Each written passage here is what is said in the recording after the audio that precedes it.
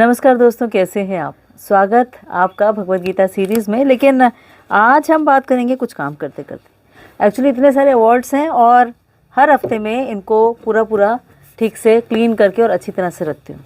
बड़ी खुशी होती है क्योंकि बहुत सारे लोगों का प्यार है इनमें बसा हुआ। कोई अवार्ड कहीं से मिला, कोई कहीं से मिला, और इतनी सारी लंबी लिस्ट बन गई कि अब पूरा एक दिन लग जाता है सब ठीक ठाक करके रखने में। पर सोचिए, यहाँ तक पहुँचने के लिए कितनी मेहनत हुई होगी। बहुत सारी, बहुत कुछ किया, बहुत कुछ अचीव किया, बहुत सारे लोगों से बहुत सारा प्यार मिला, और वो जो प्यार है वो इन अवार्ड्स की फॉर्म में हमेशा उनसे मिलता रहा। इसलिए ये जो यादें हैं ना, ये बहुत महत्वपूर्ण है और मैं ये काम किसी और को नहीं देती, ये मैं खुद ही करती हूँ। लेकिन कभी कभी जब ये मैं कर रही होती हूँ तो सोचती हूँ कि इतने सारे अवार्ड्स तो मिले, पर ये सारे अवार्ड्स जो हैं, जैसे मेरी डेथ होगी तो सबके सब बेईमानी हो जाएंगे,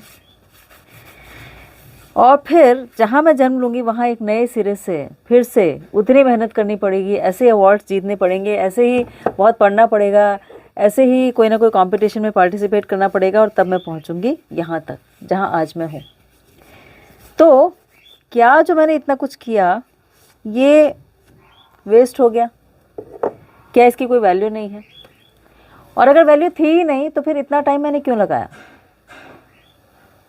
सच कहूँ तो वैल्यू तो है, लेकिन इससे भी ज़्यादा वैल्यूएबल वो चीज़ें थीं जिनके लिए मैंने टाइम नहीं लगाया, लेकिन लगाना चाहिए था। क्या थी वो चीज़ें? भगवत गीता का आज जो श्लोक हम पढ़ने वाले हैं ना, वो इसी बारे में है। तो चलिए, ये काम तो बाद में कर लूँगी, पहले बैठ के बात करते हैं। जी हाँ, तो काम तो ज़िंदगी भर ख़त्म नहीं होते, लेकिन आपसे बात करना भी ज़रूरी है। तो पहले हम भगवत गीता के अगले श्लोक के बारे में बात कर लेते हैं और फिर काम करेंगे।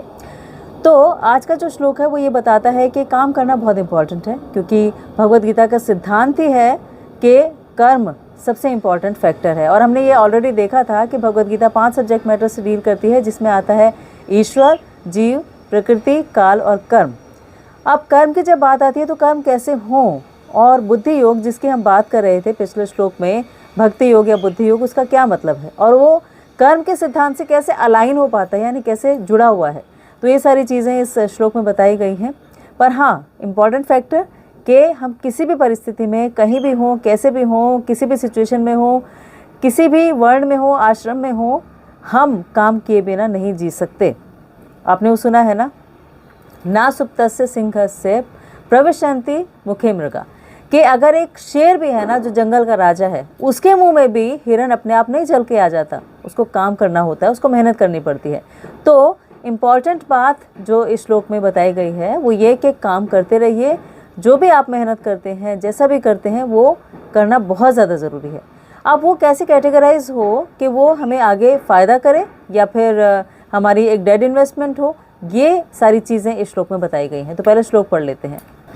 श्लोक है भगवत गीता 2nd चैप्टर का 40th श्लोक। श्लोक कहता है, न इह अभिक्रम न शस्ति प्रत्यवाय न विद्यते स्वल्पमपि धर्मस्य त्रायते महतः भयात्। के इसका अर्थ है न, नहीं, इह इस योग में अभिक्रम प्रयत्न करने में, नाशः हानि, अस्ति है, प्रत्यवाह ह्रास, ना कभी नहीं, विद्यते है, सुअल्पम थोड़ा, अपि यद्यपि, धर्मस्य धर्म का, त्रायते मुक्त करना है, महते महान, भयात भय से। तो इसका भावार्थ क्या है कि इस प्रयास में ना तो हानि होती है ना ही ह्रास, अपितु इस पद पर की गई अल्प प्रगति भी महान भय से रक्षा कर सकती है। तो ये इसका भावार्थ है, और इसका जो अर्थ है उसमें बताया गया है कि कर्म जो है वो उसका सर्वोच्च दिव्य गुण है कि हम अपनी इंद्रिय तृप्ति के लिए, यानी अपनी खुशी के लिए, अपने सेंस एंजॉयमेंट के लिए काम ना करके और भगवान कृष्ण के हित में कर्म करें। ऐसे कर्म का लघु आरंभ होने पर कोई बाधा नहीं आती और ना ही इस आरंभ का कभी विनाश होता है। भौतिक स्तर पर प्रारंभ किए जाने वाले किसी भी कार्य को पूरा करना होता है, अन्यथा सारा प्रयत्न निष्फल हो जाता है। बड़ा इंपॉर्टेंट लाइन है। अब देखिए, जैसे मान लीजिए किसी ने MBBS में एडमिशन ले लिया और उसने 4.5 साल तक बहुत अच्छी पढ़ाई की, लेकिन उसके बाद जो उसका 6 महीने बचे थे, मान लीजिए 5 साल का कोर्स उसे करना है, 6 महीने बचे हैं, तो फिर वो 6 महीने वो नहीं पढ़ पाया तो उसे MBBS की डिग्री नहीं मिलेगी। यानी जो कुछ उसने किया वो सारा का सारा अगर कंप्लीट नहीं हुआ तो उसका कोई रिजल्ट नहीं है, वो ज़ीरो हो गया। लेकिन आध्यात्मिक प्रगति में ऐसा नहीं होता। आध्यात्मिक प्रगति में जितनी भी हमने प्रगति की हो, चाहे वो 2% हो, 3% हो, 5% हो, 10% हो, उसका रिजल्ट मिलेगा ही मिलेगा। वो एक परमानेंट इन्वेस्टमेंट हो जाएगी, तो वो हमेशा के लिए हमारे साथ रहेगी, चाहे आपने कितना भी किया हो। तो भौतिक जो हम काम करते हैं और आध्यात्मिक कर्म करते हैं उसमें ये डिफरेंस है। आगे बताते हैं कि ऐसे कर्म करने वालों की कोई हानि नहीं होती, चाहे कर्म अधूरा ही क्यों न रह जाए। तो अगर 1% कार्य भी पूरा हुआ है तो उसका स्थायी फल है, अगली बार 2% से शुभारंभ होगा। तो अगर मैं मेडल्स की बात कर रही थी अभी, तो अगर इस जन्म में के बाद मुझे दोबारा नर्सरी KG से पढ़ना पड़ेगा और फिर जाके मैं PhD तक करूँगी और फिर जाके मैं इतनी लर्नेड हो पाऊँगी कि मैं जगह जगह जाके कुछ सेशंस लूँ या कुछ काम करूँ और तब मुझे अवार्ड्स मिले। लेकिन जो आध्यात्मिकता है, जैसे भगवद गीता भी हम पढ़ रहे हैं, ये हमारे अंदर परमानेंट हो जाएगी। तो भौतिक कर्म में जब तक 100% सफलता ना हो तब तक कोई लाभ नहीं होता। लेकिन कृष्ण भावनामृत में किए गए कर्म, यानी जो कुछ अर्जुन से भगवान कह रहे हैं कि तुम्हें करना चाहिए, उसमें 100% लाभ होता है। और यही इस श्लोक से हम समझते हैं। अब इसको थोड़ा डिटेल में स्टडी करते हैं, इसको एनालाइज करते हैं कि अर्जुन के लिए क्या लेसन था और हमारे लिए इससे क्या लेसन निकल के आता है। तो सबसे इम्पॉर्टेंट चीज़ ये हुई कि कर्म तो करना ही है, इससे तो हम बच नहीं सकते। ये सबसे पहला फैक्टर है जिसे हमें याद रखना है। क्यों? क्योंकि अगर हम काम नहीं करेंगे तो हम कुछ भी अचीव नहीं कर सकते। और हम किसी भी पोजीशन में हैं, हम राजा ही क्यों ना है, जैसे शेर जंगल का राजा है लेकिन फिर भी वो सोया रहे तो उसके मुंह में अपने आप मृग नहीं आ जाएगा, है ना। तो इसी तरह से हम अगर कुछ भी काम नहीं करेंगे, बेशक हम किसी भी वर्ण में हैं, किसी भी आश्रम में हैं, तो फिर हम भी बहुत ज़्यादा प्रॉब्लम में आ जाएंगे। तो काम करना ज़रूरी है। वर्ण और आश्रम आपको पता ही होंगे, वैसे 4th चैप्टर में आएगा वर्णाश्रम के बारे में। चतुर्वर्णा मया सृष्टम गुण कर्म विभागशा, के गुण और कर्म के हिसाब से हमारे 4 वर्ण हैं, 4 आश्रम हैं।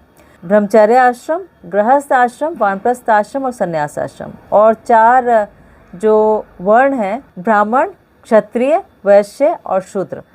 तो ये 4 वर्ण और 4 आश्रम ऐसे हैं जिसमें कि हम कोई ना कोई काम करते हैं। जैसे अगर हम ब्राह्मण कैटेगरी समझें तो वो अपना इंटेलिजेंस यूज़ करते हैं, तो समझ लीजिए माइंड डिपार्टमेंट जो है वो ब्राह्मण हो गया। जो आर्म्स डिपार्टमेंट है, यानी जो भुजाएं जिनकी शक्तिशाली हैं, वो है क्षत्रिय। जो बेली डिपार्टमेंट है वो है वैश्य, और जो लेग्स डिपार्टमेंट है वो शूद्र। तो कोई भी वर्ण और कोई भी आश्रम गलत नहीं है, सब अच्छे हैं, सब बहुत अच्छे हैं। और वो जन्म से नहीं है, वो रिलेट करते हैं हमारी इंटेलिजेंस से, प्लस हम जिस तरह का हमारी मनोवृत्ति है, जो हमारी आइडेंटिटी है या जो हम पसंद करते हैं। जैसे अगर हमें बहुत ज़्यादा सर्विंग एटीट्यूड हमारे अंदर है तो वो जो है लेग डिपार्टमेंट, मतलब लेग सर्व कर रहा है पूरी बॉडी को, तो इस तरह से वो सर्विंग एटीट्यूड हो गया। और आजकल तो हम सभी कलो शूद्र संभवा बोलते हैं, क्योंकि सभी को सर्विंग पसंद है, किसी को सर्व करना अच्छा लगता है, और वो सबसे हाईएस्ट है, टॉप मोस्ट है कि आप किसी की सेवा कर सकें। ब्राह्मण वो जो इंटेलिजेंस यूज़ करते हैं, तो जितने भी जर्नलिस्ट हैं, डॉक्टर्स हैं, साइंटिस्ट हैं, लेक्चरर्स हैं, टीचर्स हैं, सारे ब्राह्मण हुए। क्षत्रिय वो जो अपनी भुजाओं को इस्तेमाल करते हैं, तो जो हमारे आर्मी में है, नेवी में है, और जो अलग अलग CRPF है, अलग अलग डिपार्टमेंट्स हैं, जल थल नौसेना, ये सारे के सारे, ये सारे क्षत्रिय हुए। वैश्य वो जो बिजनेस कम्युनिटी है, जो इंडस्ट्रियलिस्ट हैं बड़े बड़े, वो वैश्य हुए। अब ये किसी भी कैटेगरी में हम अपने जो टाइम की इन्वेस्टमेंट है वो इस हिसाब से कर सकते हैं कि हम अपना जो टाइम है वो इसीलिए भी बिताएं कि हम अपना भरण पोषण करें, आहार निद्रा भय मैथुन के लिए बिताएं, या इसलिए भी बिताएं कि हम कुछ अपने बारे में जानें, आत्म साक्षात्कार करें, यानी सेल्फ रियलाइजेशन के बारे में काम करें, जिसे कहते हैं अथातो ब्रह्म जिज्ञासा, उसके बारे में सोचें। तो दोनों ही काम इम्पॉर्टेंट हैं। अब कैसे इसमें बैलेंस करें, ये इस श्लोक से सीखने की चीज़ है। तो इसमें बताया गया है कि हमारी बॉडी और सोल 2 चीज़ें हैं। बॉडी और सोल दोनों के स्वधर्म हैं, अपने अपने धर्म हैं। बॉडी का जो धर्म है वो हो गया कि हमें कमाना है, हमें अपनी बॉडी को मेंटेन करना है, हमें घर बनाना है, हमें गाड़ी लेनी है, हमें बच्चों को पढ़ाना है, स्कूल की फ़ीस देनी है, हमें सोसाइटी में मूव करना है, हमें सोसाइटी के साथ रिलेशनशिप रखनी है।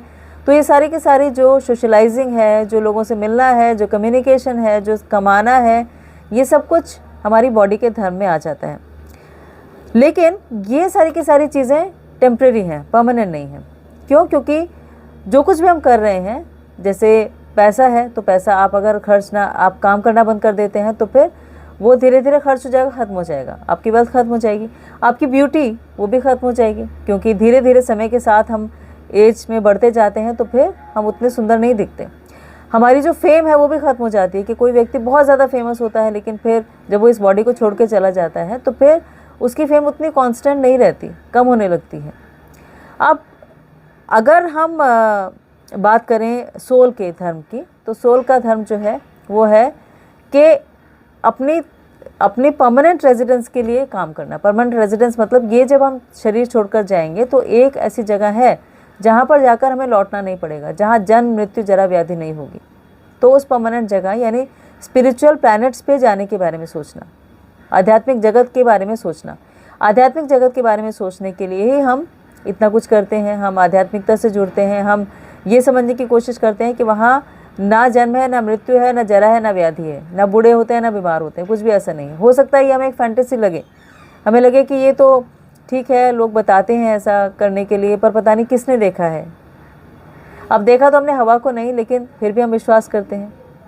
देखा हमने ऑक्सीजन को नहीं, हमें पता है कि ऑक्सीजन एयर में है। देखा हमने इलेक्ट्रिसिटी को नहीं, पर पता है कि वो तारों से फ्लो करती है, और वो एक बल्ब में जब बल्ब जलता है तो पता लगती है, या एसी चलता है तो ठंडी हवा फेंकती है। तो बहुत सारी चीज़ों को कॉज एंड इफेक्ट से समझना चाहिए कि एक उसका कारण है और उसके जो इफ़ेक्ट हो रहा है उससे उसको हम समझ सकते हैं। ऐसे ही स्पिरिचुअल वर्ल्ड को समझना हमारे अपने बस की बात नहीं है, लेकिन उसके कॉज एंड इफेक्ट थ्योरी के हिसाब से समझें कि सारी चीज़ें बैलेंस्ड हैं। हवा में ऑक्सीजन जितनी चाहिए उतनी है, कभी ऐसा नहीं होता ऑक्सीजन कम हो जाए, कार्बन डाइऑक्साइड बढ़ जाए। समुद्र जो है वो 75% है अर्थ का, लेकिन फिर भी अपनी अपनी सीमा में रहते हैं, उससे बाहर नहीं निकलते। तो सारी चीज़ें जो बैलेंस्ड होकर चल रही हैं, सब कुछ ठीक ठाक व्यवस्थित रूप से चल रहा है, इसका मतलब कोई ना कोई कारण तो है, और वो कारण हमसे ज़्यादा उच्च है, बड़ा है। क्योंकि हम तो यहाँ पर टेम्प्रेरी पीरियड के लिए आए हैं, 100 साल का लीज पीरियड लेकर आए हैं, लेकिन वो कारण हमसे पहले एग्जिस्ट करता था और हमारे बाद भी एग्जिस्ट करेगा, बाद में भी होगा। तो इसीलिए उस कारण पे विश्वास रखना ज़रूरी है, और उसे ही आध्यात्मिकता भी कहते हैं, वही हमारा धर्म है, और वहाँ जाकर हमें शांति मिलती है। तो इसका मतलब कुछ ना कुछ कनेक्शन तो है जिसे हम समझ नहीं पा रहे।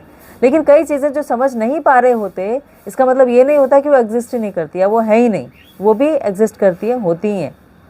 तो इसीलिए हमें क्यों आध्यात्मिकता की तरफ मुड़ना चाहिए? क्योंकि पहली बात तो ये कि हम खुश रहना चाहते हैं, और खुशी यहाँ पर पूरी तरह से मिलती नहीं है, बीच बीच में ब्रेक्स आ जाते हैं दुखों के, है ना। और वैसे भी इस प्लैनेट को बोलते हैं दुखालयम अशाश्वतम, कि दुखालयम है, यहाँ बहुत सारे दुख मिलते हैं, और अशाश्वतम है कि टेम्प्रेरी है। तो दोनों तरीके से यहाँ से बाहर निकलना ज़रूरी है अगर एक्चुअली खुशी चाहते हैं। फिर जो cycle of birth and death की हम बात करते हैं, उससे बाहर निकलना ज़रूरी है। तो ये जो श्लोक है ये हमें इसमें हेल्प कर सकता है कि जैसे जैसे आप कनेक्ट होते जाएंगे उस प्रिंसिपल से जिसके आप सिर्फ एजेंट हैं, और अपने आप को ये नहीं मानेंगे कि आप ही सब कुछ कर रहे हैं, तो आप उस cycle of birth and death से बाहर निकल सकते हैं। फिर अगर हम भक्ति योग फॉलो करते हैं, बुद्धि योग फॉलो करते हैं, जो इस श्लोक में बताया गया है, भगवान जो अब तर्क दे रहे हैं अर्जुन को, जैसे पहले उन्होंने मटेरियल तर्क दिया कि तुम अगर जिंदा रहोगे तो तुम राज्य भोगोगे, और अगर तुम मर जाओगे तो स्वर्ग की प्राप्ति होगी। उससे पहले उन्होंने सोल का कॉन्सेप्ट बताया 11 से 30 श्लोक में। फिर उन्होंने बताया कि अगर तुम युद्ध नहीं करोगे तो फिर क्या क्या तुम्हें सुनना पड़ेगा, कि लोग तुम्हारी निंदा करेंगे, लोग तुम्हें बुरा भला कहेंगे। फिर इन सब से ऊपर उठ के भगवान अब आ जाते हैं बुद्धि योग के ऊपर, कि सकाम कर्म से भी इम्पॉर्टेंट है निष्काम कर्म करना, यानी सिर्फ ये सोचना कि मेरी प्रसन्नता के लिए है, और मुझ पर इतना विश्वास रखना, इतना फेथ रखना, और तब तुम कर्म करोगे तो फिर तुम्हें वो परमानेंट रिजल्ट देगा। तो ये इस श्लोक में बताया गया है, जिसे भक्ति योग या फिर हम बुद्धि योग कहते हैं। बहुत इम्पॉर्टेंट श्लोक है कि हमारी जो प्रगति है, जो हम काम कर रहे हैं, वो कितने ज़्यादा ज़रूरी हैं, और जो हमेशा हमारे साथ रहने वाला है उसके ऊपर हम बिल्कुल भी फोकस नहीं है, बिल्कुल भी कुछ काम नहीं कर रहे हैं। तो उसके लिए समय निकालना थोड़ा बहुत, 24 घंटे में से सिर्फ 1 घंटा, एक नहीं तो आधा घंटा नहीं तो 15 मिनट, लेकिन 15 मिनट कंसिस्टेंटली निकालना, कि आप हर रोज़ 15 मिनट निकालेंगे 24 घंटे में से, जो कि कुछ भी नहीं है, उतना भी निकालेंगे तो फिर आप धीरे धीरे अपने लिए वो इन्वेस्टमेंट करते जाएंगे जो परमानेंट है, जो हमेशा आपके साथ रहने वाली है। आप इस बॉडी को छोड़ देंगे तब भी, क्योंकि हमारी बॉडी के धर्म इम्पॉर्टेंट है, स्वधर्म है, लेकिन साथ ही साथ सोल यानी आत्मा का जो धर्म है, जो उस परमात्मा से कनेक्ट होना है, उसके बारे में सोचना भी ज़रूरी है। और यही अर्जुन को भगवान कृष्ण यहाँ पर समझा रहे हैं। तो हम अगर अपनी लाइफ में अप्लाई करें तो हम देख सकते हैं कि हमारे लिए ये श्लोक कहाँ कहाँ एप्लीकेबल हो सकता है।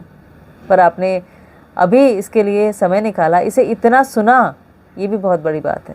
तो इसके लिए आपका बहुत बहुत साधुवाद।